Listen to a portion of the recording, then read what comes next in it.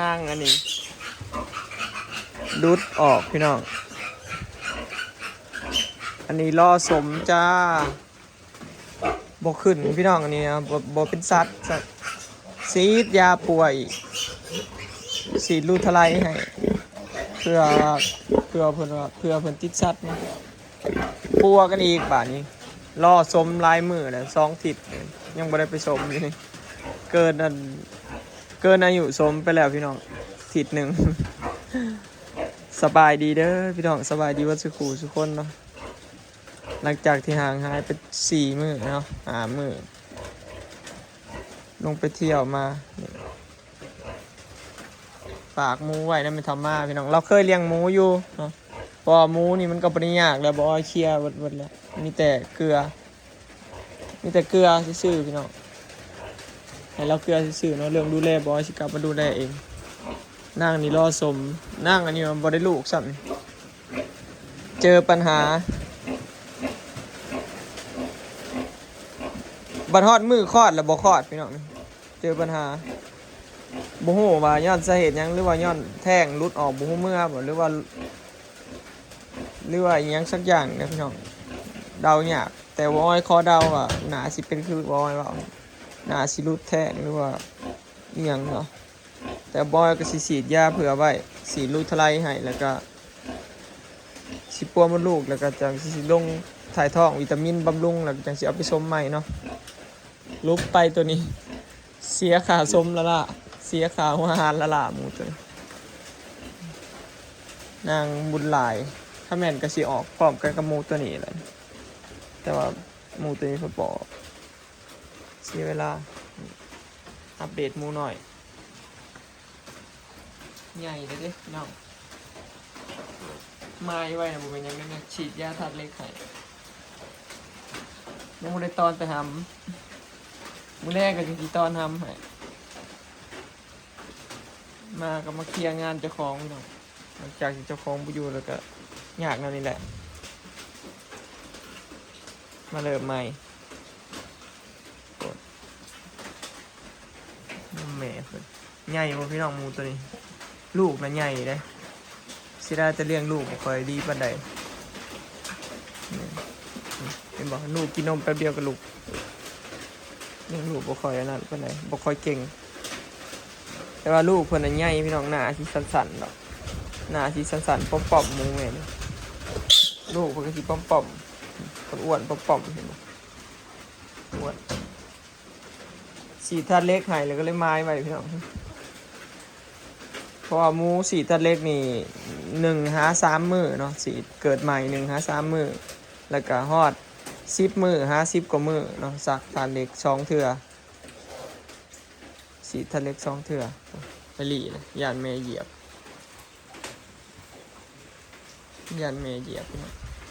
ลูกทั้งนี้ก็แหะเดี๋ยวที่พาไปเบิ่งหมูอีแม่เนาะซุมนี้นั่นใหญ่แล้วพี่น้อง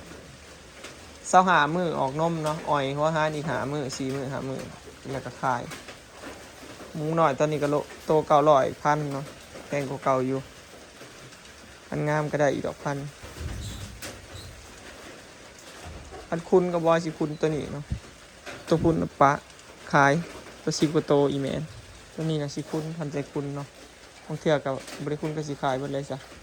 มันยากตอนบอยเกี่ยวเขาเมื่อยบ่มีเวลากับมันนะเต็มที่กับมันแล้วก็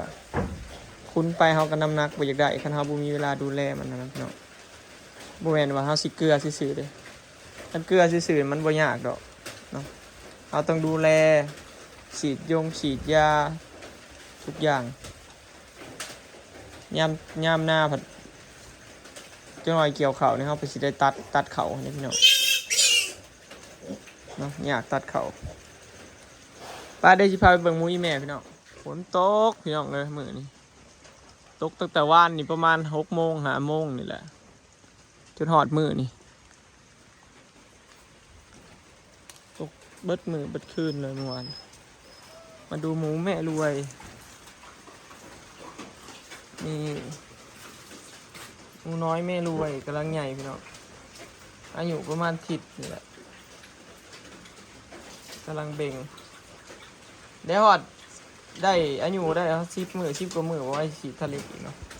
อายุฮอด10 มื้อกันเดี๋ยวก็ถ้าข้อนี้ก็สิต้อนทำพร้อมกันเลยกับตัวนั้นกำลังเบ่ง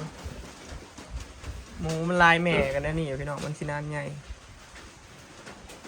หมูมันได้หลายโตก็สิใหญ่ซะกว่าหมูน้อยหน่อยเนาะคุณ12 ตัวแหนนมแม่จุดๆเพิ่นนอนอยู่นี่พี่น้องเห็ดขอบนอนครับโหอยู่คิดถึงน้องหมูกันไหมพี่น้อง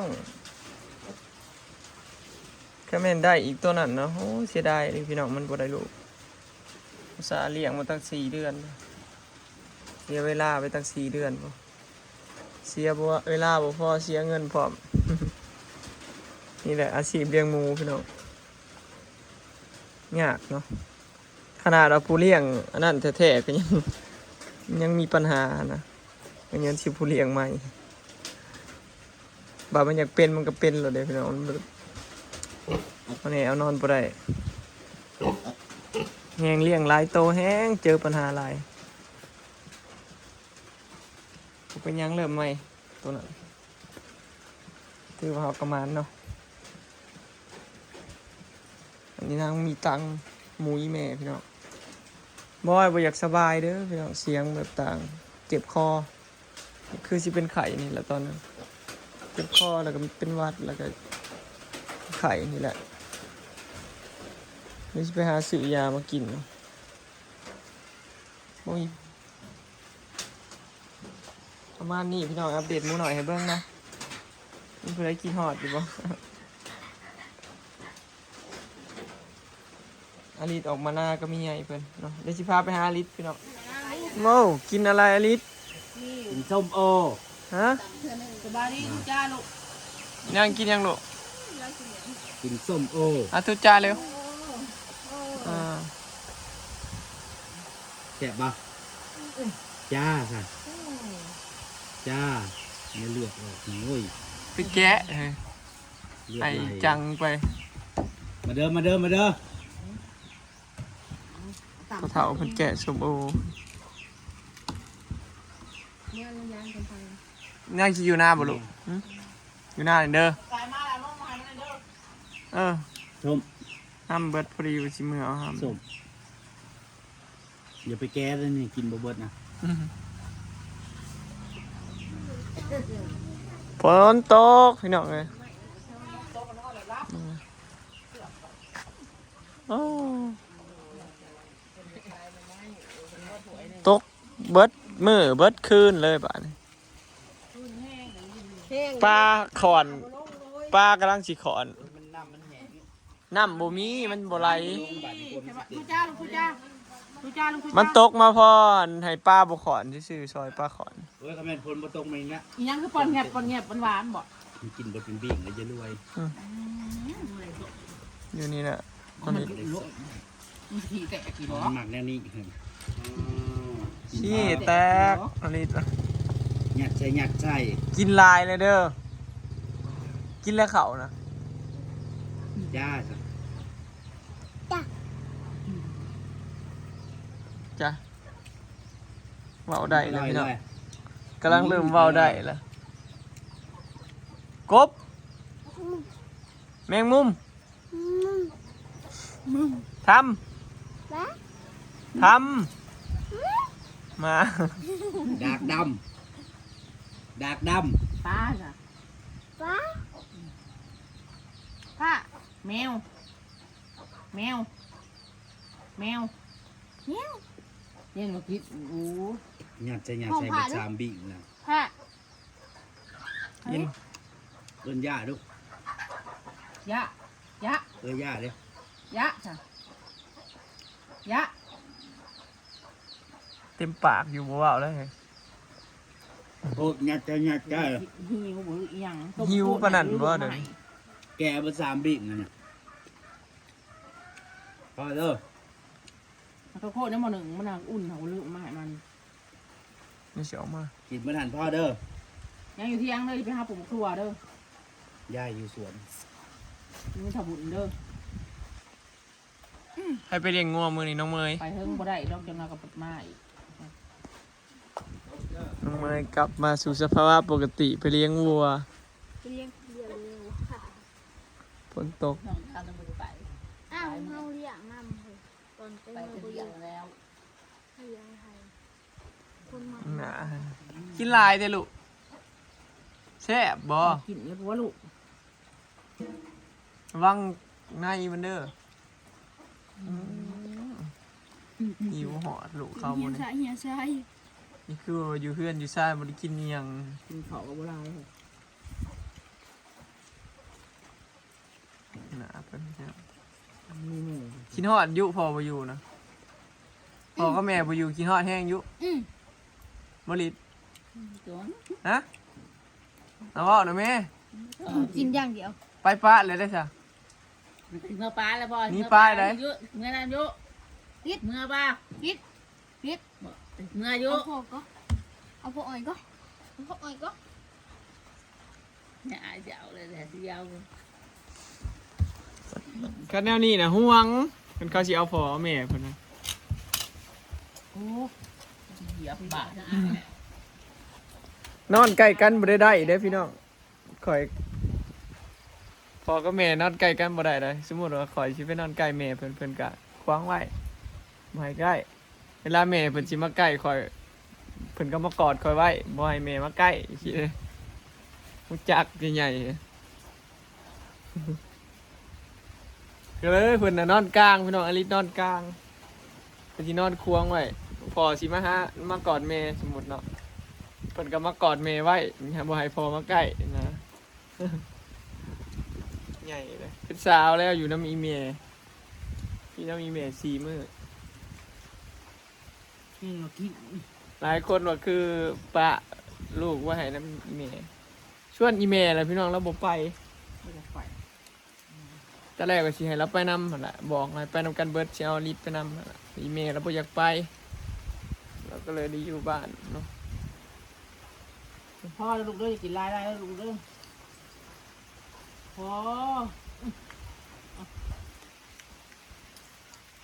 มีปลาน้ำกินจ้าพ่อเอาออก อีกอย่างหนึงก็เฮา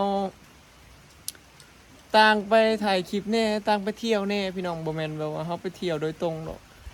ตอนแรกก็ขอบ่ได้ว่าสิไปหลายมื้อปานนั้นเนาะแต่ว่ามันหลายคนผู้นั้นก็อยากไปนี่ผู้นี้ก็อยากไปนั่นสินะมันก็เลยหลายมื้อตะกี้ว่าสิลงไปหาแต่เขาบ่น้อยบ่สุกเท่านั้นแหละแล้วก็สิขึ้นมากับอีกอย่างหนึงก็3 ปีแล้วเด้ที่เฮาบ่ได้ไปเยี่ยมยามทั้งนั้นหั้นนะบ่ได้ไปเล่นน้ำทั้งนั้นเยี่ยมยามทั้งนั้นก็เลยไปเนาะบ่แม่นว่าสิได้ไปตลอดสินะอีกอย่างนะเฮาก็เฮ็ดเวียกเฮ็ดงานหาเงินเมื่อยเด้เนาะไปเที่ยวเฮาก็ถ่ายคลิปนำหาเงินไปนำได้บ่แม่นว่าสิไป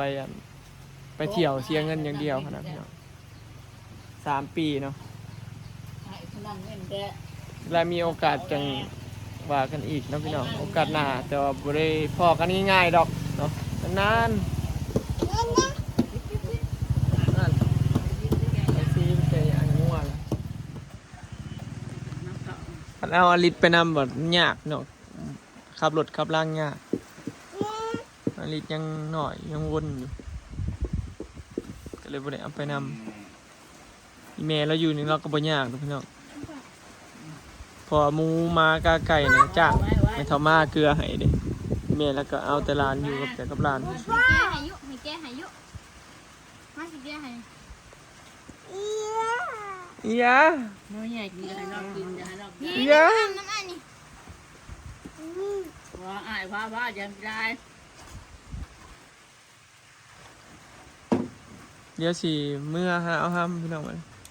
พอเรากินเงาะอยู่ฝนตกห้ำกระเบิดนะ